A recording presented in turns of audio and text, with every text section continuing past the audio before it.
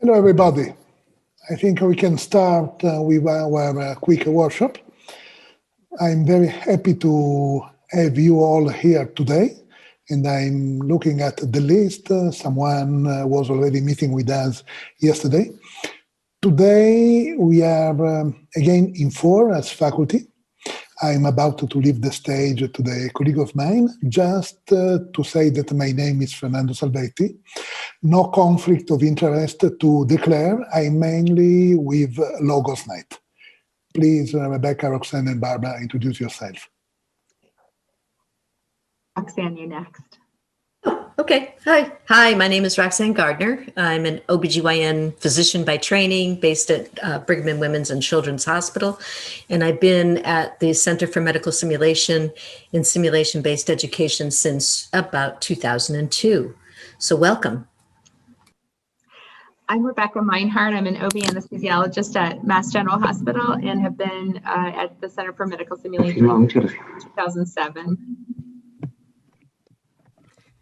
Welcome, everyone. My name is Barbara Bertagni. I'm a psychologist, co-founder and managing partner of LogosNet with Fernando. Happy to be with you today. No conflict of interest to declare. Okay. Let's share our main learning objectives.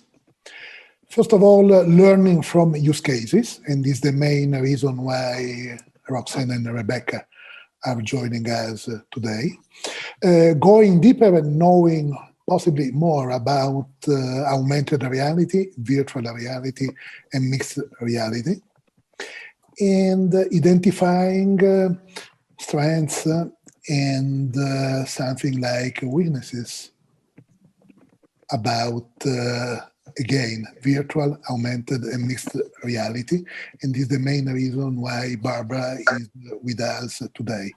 Let's start meeting a lady, an injured lady, into an alpine environment from a platform. We are beta testing this platform with CMS.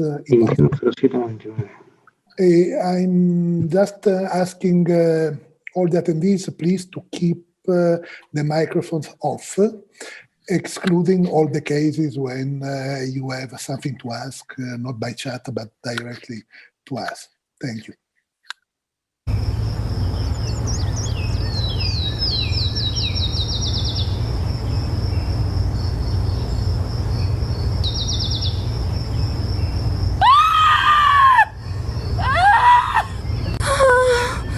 Am I going to be okay?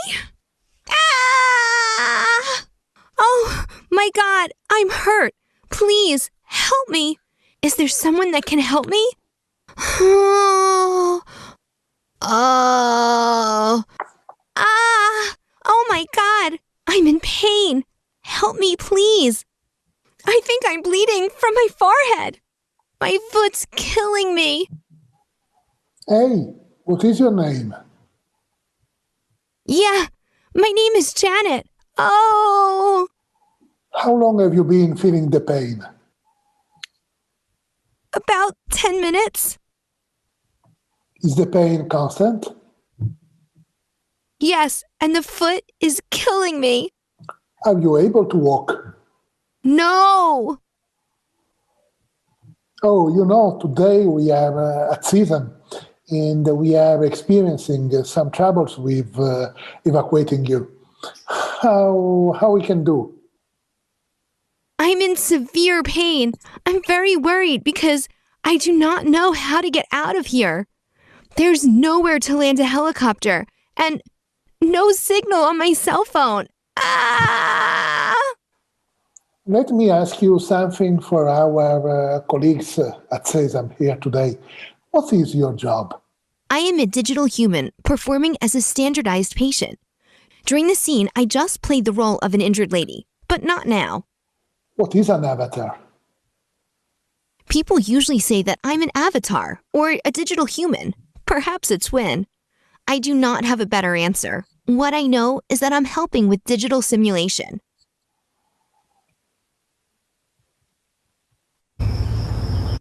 Okay, I think I can leave the stage to Rebecca to start having her directly sharing her thoughts and her evaluations about these type of experiences.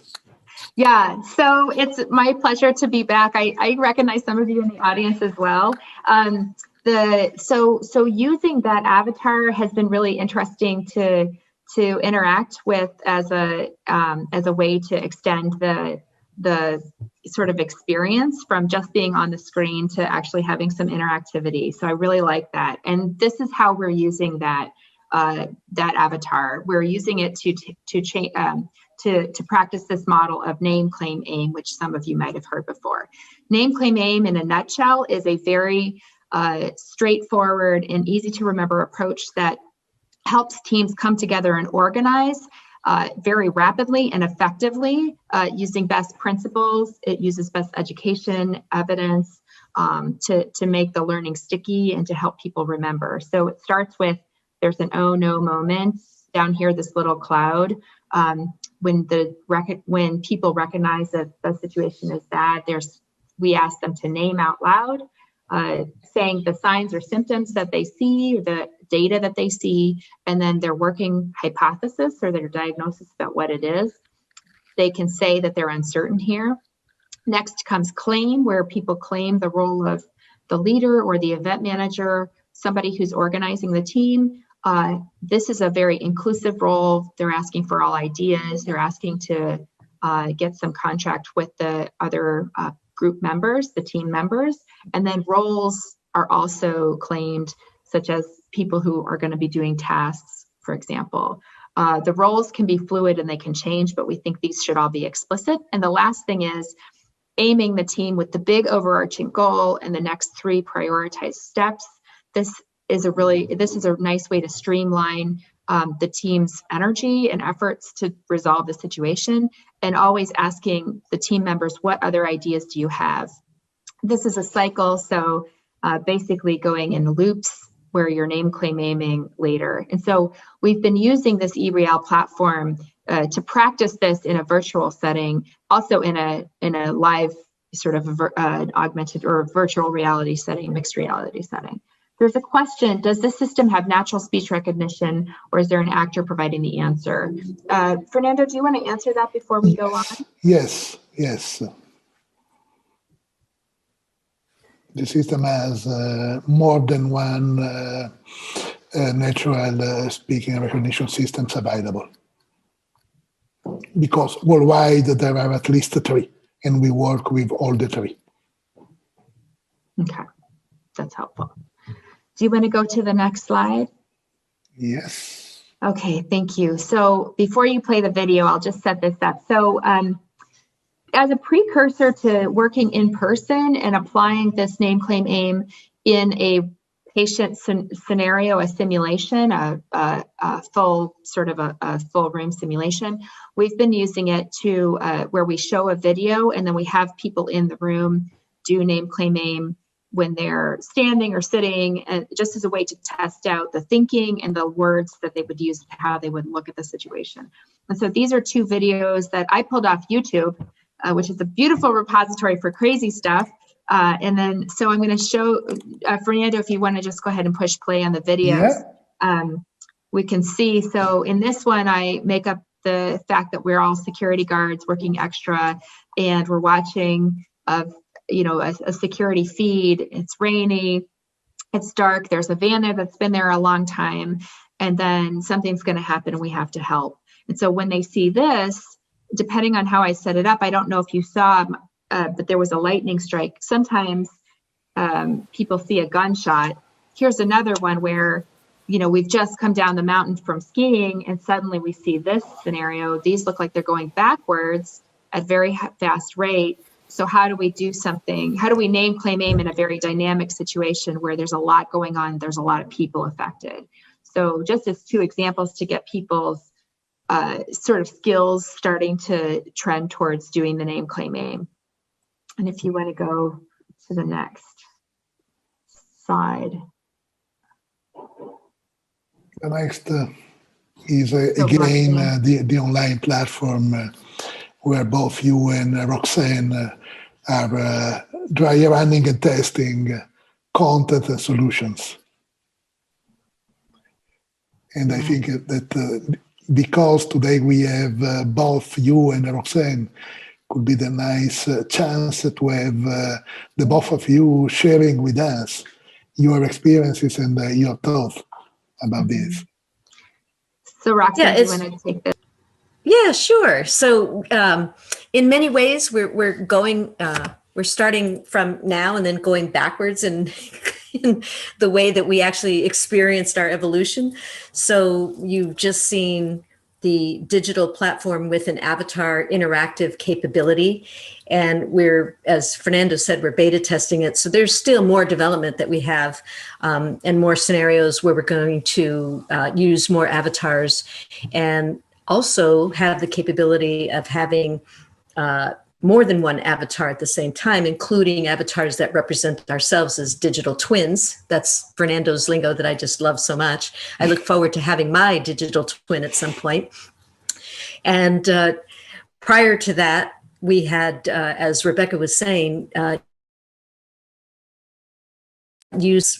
pre-COVID, we were always able to be together in a room that was a virtual reality room where you could actually touch the walls and make things happen.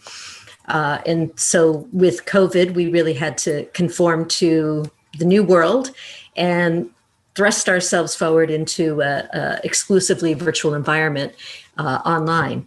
And so this is just an example from one of the conferences that we've been at in the past year, where we presented the online, exclusive online version. And in this situation, there is no avatar. It would be me playing the voice of the person involved or the in the event. So Fernando, you might want to, I think this has a video, right? This is a video, yes. Yeah. So this is just a quick example of what we did. Let's start the video. You got a little bit of a team here, Pavan, going. So let's try AE. No idea what that stands for. So I guess trying to apply the name, claim, aim role. Name would be that we're out in the wilderness, and if something were to happen, let's try to claim some roles. And I guess since I'm continuing to speak and I started, I'll be the event manager. Catherine, what role would you be able to take? I can do CPR. Okay. And Bram? I can do airway. I'm the one person who has a little mask here in my pocket. And I'll do circulation or stabilization of acute injuries that might occur.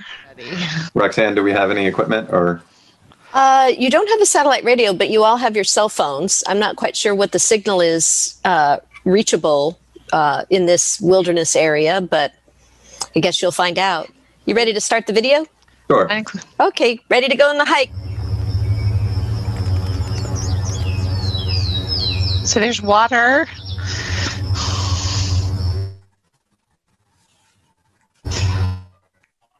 Okay. Lots of different things could definitely happen here. Okay, pause it right there. So of course, being an ER doctor, I kind of look at myself as going to the, and if I could have the team assemble around the patient, the foot of the patient. And I guess let's start out with, we have potentially an injured patient is the situation. She's screaming. And so if we could have our team assess the situation. I'll go to the head and take airway and talk to her and try to calm her down. I can assess the circulation. And Marjorie, if you could examine the patient. Okay, so I'm trying to check out what's not in our view. Yep. You can assume she has an injured ankle. Okay, and is there, I would like to do a little further assessment. Is it pulseless? Does she have a pulse? She has a pulse. She's responsive. She's screaming. She's crying and moaning.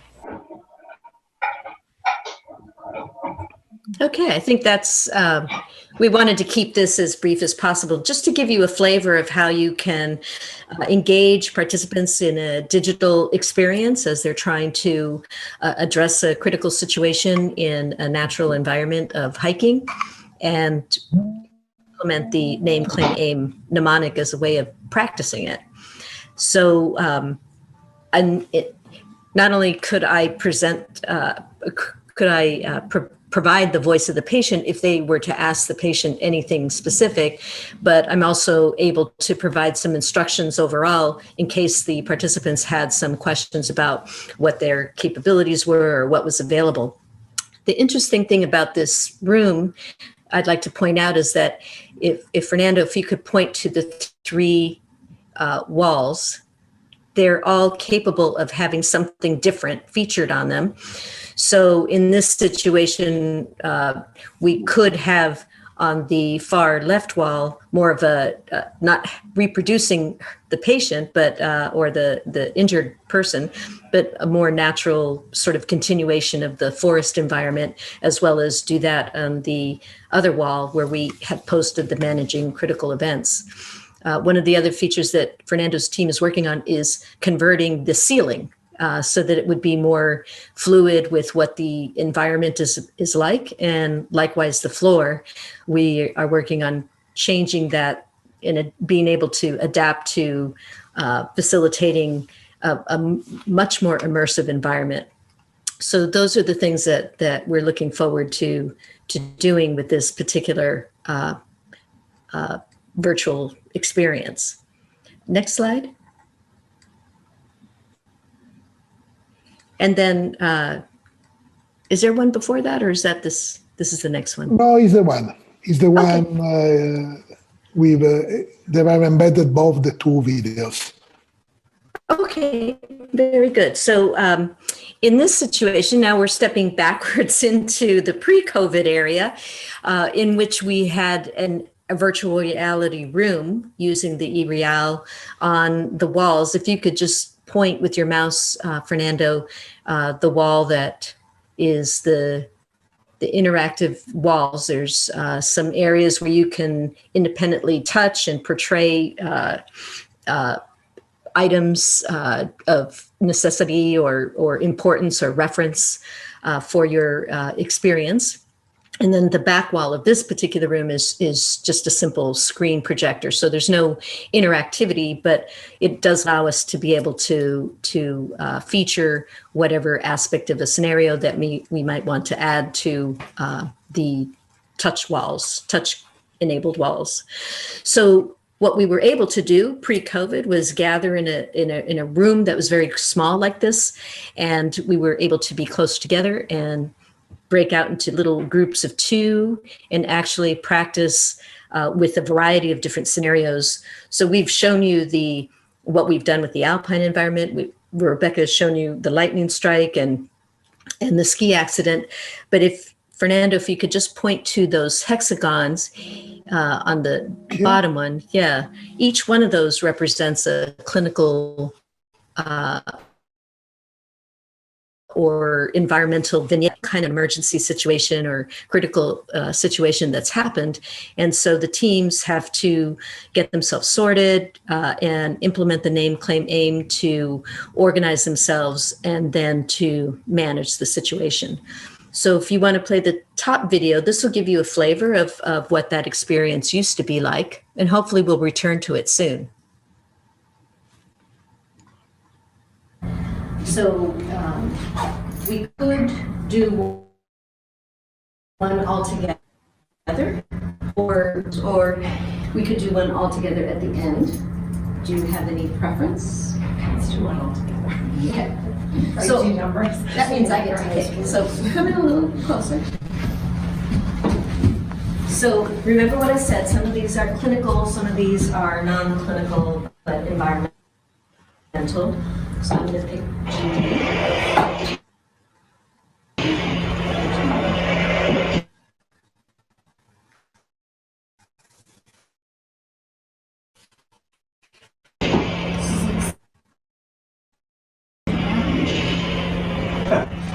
So that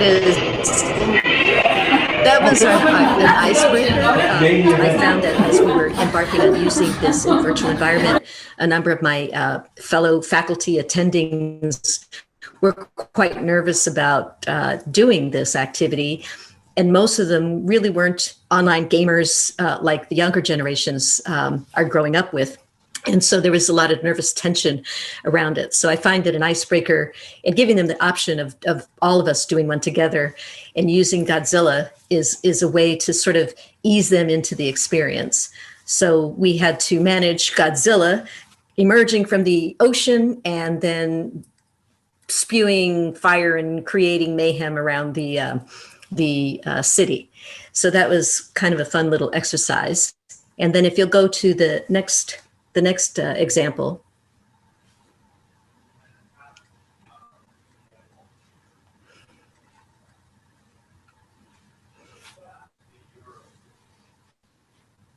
Okay, so which two people want to go first? I'll go first. Okay. I'll go on. Okay, count two. Let's do it. Now remember, you can just stand up here.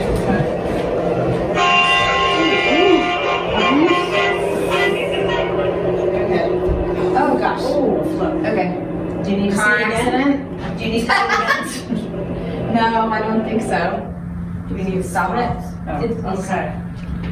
So there was a car accident. The car was coming on, had that other car swerved out and went over. So I need an event manager. Well, I saw it. Do I have to?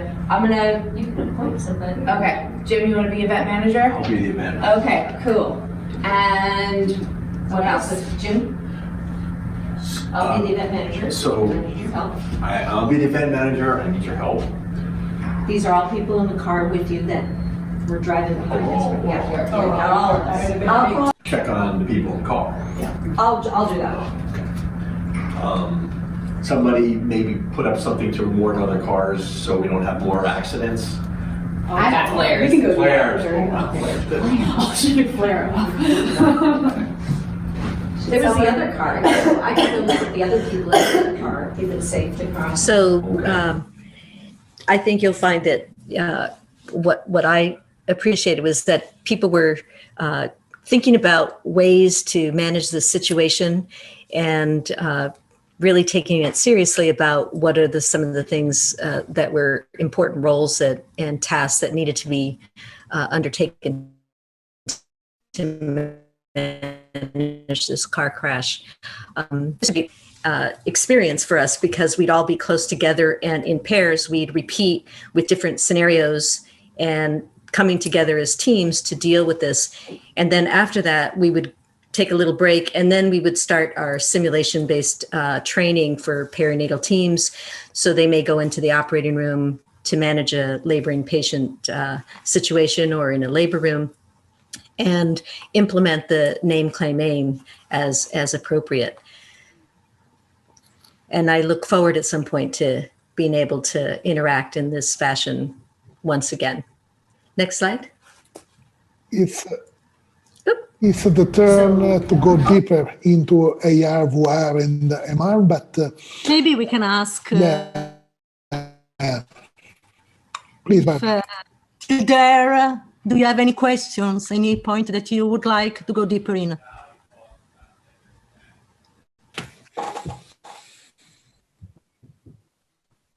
Okay. Okay, we can go on. Fernando, up to you. Okay. Let's go deeper, trying to share a basic understanding and knowledge about AR,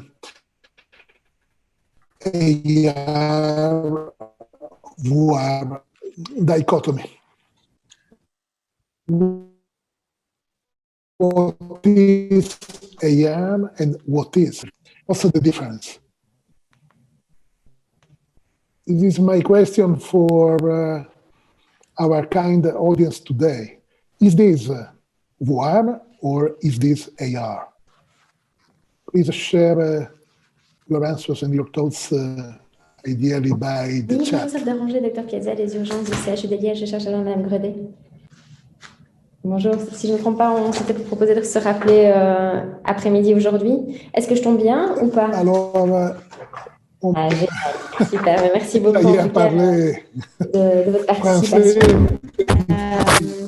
Comme prévu, je vous avais appelé, je vous appelle à une semaine pour voir un petit peu comment ça va. There is an open microphone a French or open microphone, Oui. are appearing answers like voir, Comment ça évolue? off, and AR.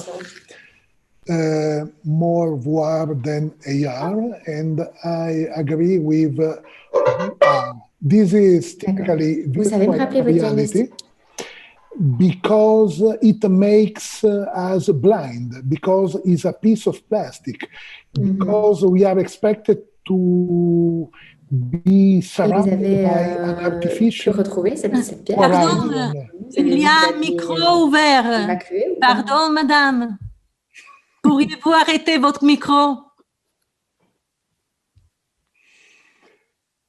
So this is voir, because we do not have eye contact with the surrounding world. Let's take a look at this, another scene, but the question is the same. Is this voir or AR? Is virtual or augmented reality?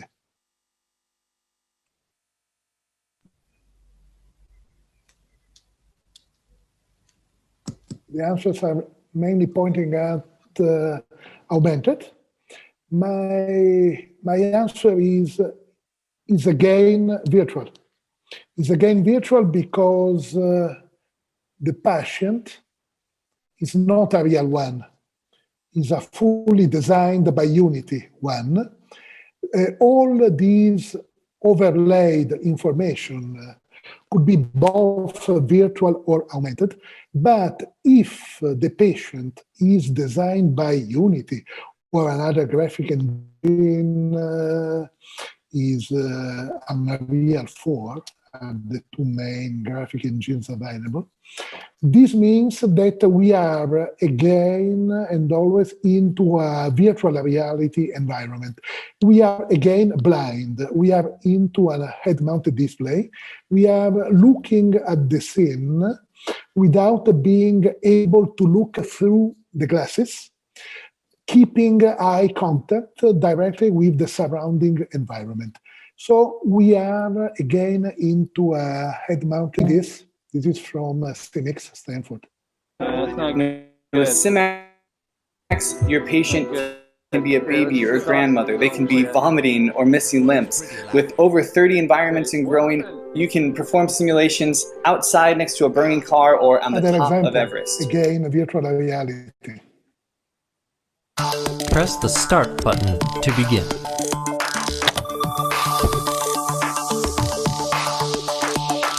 Look at these x-rays. As you can see, this is a significant fracture. Again, virtual reality about sepsis, a project originally from London, UK. Virtual reality means being totally surrounded by an artificial universe and being made blind by Google's glasses, head-mounted displays. This is the traditional virtual reality. Totally different the EREAL platform we started with, but is a totally new concept under beta testing by us, and this pretty heretic and erratic compared with the traditional definition of virtual reality. This is augmented reality. This is augmented reality because the glasses are not making ourselves blind. We can keep our eye contact with the surrounding environment. Augmented reality is when there is overlaying, like this, over our lenses. But we can keep at the same time our eyes really looking at the environment through the glasses. It's like when the pilots are piloting and they are shown with overlaid information over the cockpit. They can keep directly ocular contact with the world. Take a look at the HoloLens, Microsoft HoloLens. Today they are the leader in augmented reality.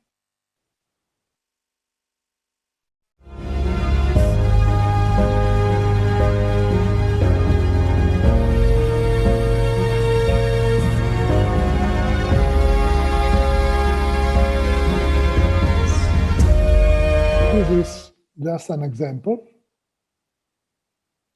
And let's jump into mixed reality, that is augmented reality happening into the real world. So mixed reality adds something. It's the merging of virtual and real world, usually happening into head-mounted displays. Sometimes something is also happening into the world, outside the glasses, like in this case. This is from Italy, the Polytechnic School of Turin, ourselves and the University of Eastern Piedmont. The BLSD training phase is starting. Scene safety. The operator must guarantee the safety of the recovery scene. Look for any object on the floor close to the man. Remove the objects by tapping them. Tapping is the main command. Now the HoloLens are improving the gesture, the natural gesture. And as you can see, there is something into the real world, like the half dummy or the low-cost patient simulator. And something is happening only into the glasses, the HoloLens in this case. Competing against HoloLens, there are the Ipson Movierio. Older, cheaper, but HoloLens, in my opinion, are better. By the way, no conflict of interest and technologically neutral. I'm an educator. There is a question. Does HoloLens have any haptic feedback? Not directly, but just in case you can add wearable gloves, or you can put the HoloLens into a system with real-world objects. In this case, we can try to provide haptic feedback. For instance, ovocitarian manipulation. There are companies performing or providing haptic feedback for performing ovocitarian manipulation, but not directly the HoloLens. Other examples of mixed reality that happens inside the glasses and mainly outside into the real world. Again, for instance, a Sictra anatomical table could be also an Atomage anatomical table, the two main competitors, into a cave-like environment. In this case, it's the Red Cross of Italy in Bologna, where we installed our first area classroom in Italy many years ago. Let's take a look at Mesh. Mesh is the newest solution for this year. Mixed reality. Coming up on Microsoft Mechanics, we're joined today by the co-creator of Microsoft Mesh, Simon Scoria from the Mixed Reality Engineering team, to take an early look at Mesh, a collaborative mixed reality platform from Microsoft that brings multiple participants into a 3D space to collaborate. So, Simon, thanks for joining us today on Microsoft Mechanics. Thanks, Jeremy. It's great to be on the show. And it's really great having you on. So Microsoft Mesh is really one of the biggest announcements of the year, but can you explain what it is? Absolutely. One of the easiest ways to think about is that Microsoft Mesh connects the physical and the digital worlds, allowing us to transcend the traditional boundaries of space and time. Physical and digital altogether. The merging of physical and digital world, this is by definition mixed reality. Let's jump to our conclusion before leaving the stage to Barbara, and let's listen to Dave Guernick, a professor from Columbia University in New York and a colleague of ours.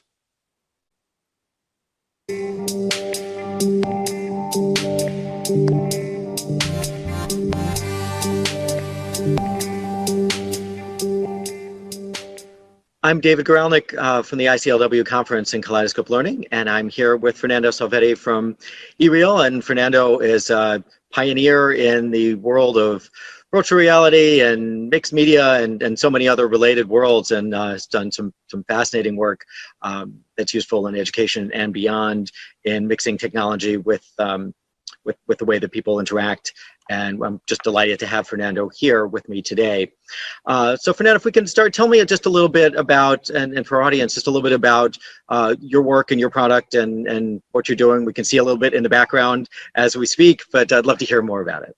Yes, in my background, you can take a look at Irreal, that is an enhanced reality environment, sort of mixed reality or hybrid reality, where people may interact with virtual objects as well as with real human beings in real time, both online, remotely, and face-to-face, interacting thanks to proximity sensors that are enabling the tactile interaction.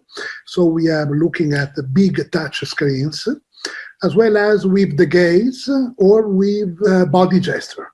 So we can enable sometimes the interaction with virtual objects, swiping or using our hands very far from the wall as well as online.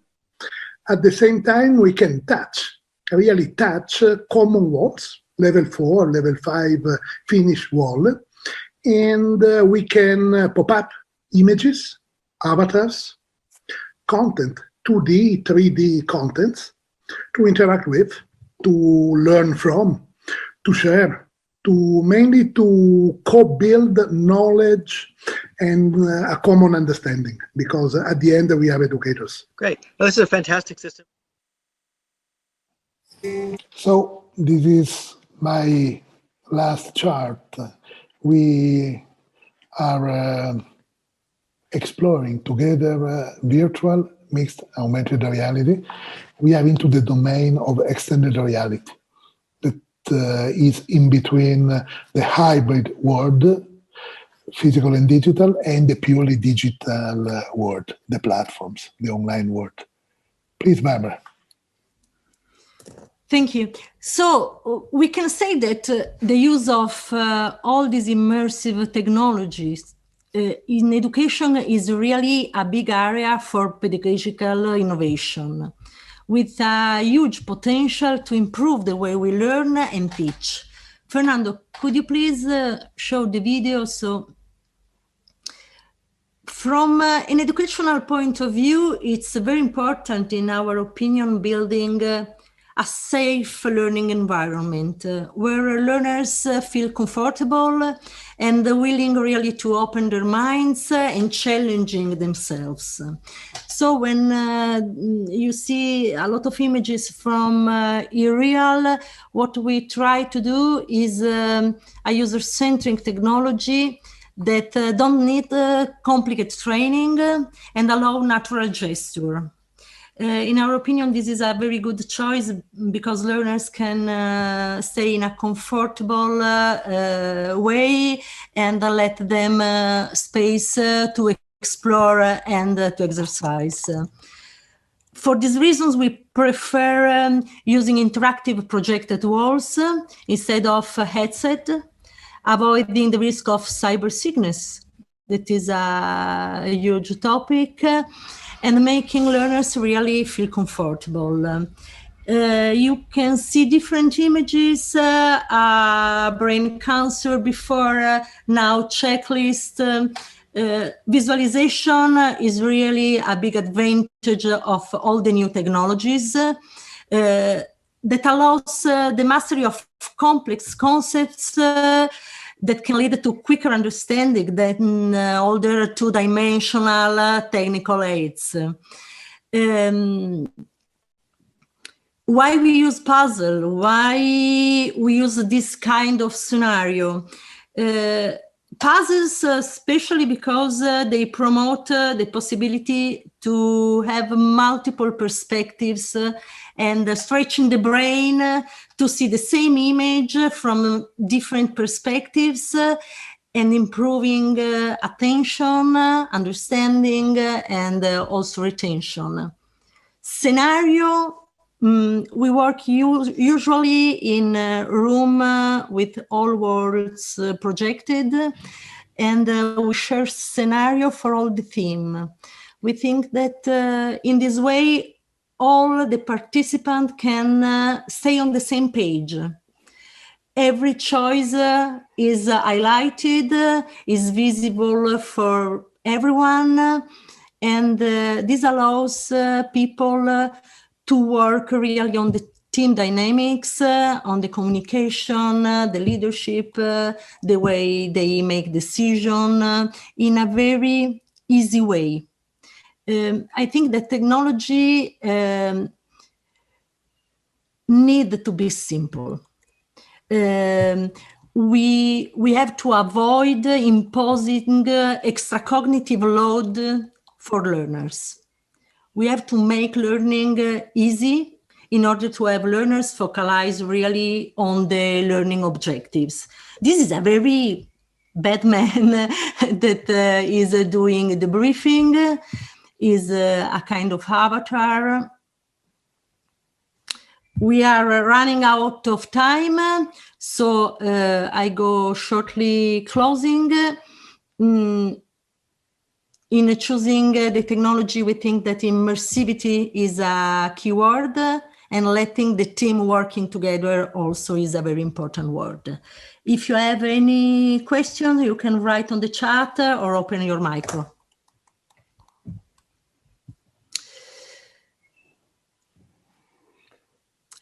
How do we facilitate the brief for these scenarios? Please, Barbara or Roxane. Rox, do you want to go? No, Barbara, why don't you start and then I can add in. Okay, so usually the facilitator has the track of all the decisions made during the scenario. So while the facilitator is doing the debriefing, the aide of the wall is having all the choices tracked and visualize all the important part of the scenario that you would like to recall. Rox, would you like to add something? Yeah, I just wanted you to highlight that because at this point we're doing our debriefings without the aid of the wall, although there is capability that's built in to be able to do some speech analysis and identify themes that emerge from some of the things that evolve in the conversation. So I would say that the way Rebecca and I have been managing the debriefings is really in a more traditional simulation-based with good judgment and without the primary reliance on the technology of the wall, of the e-real.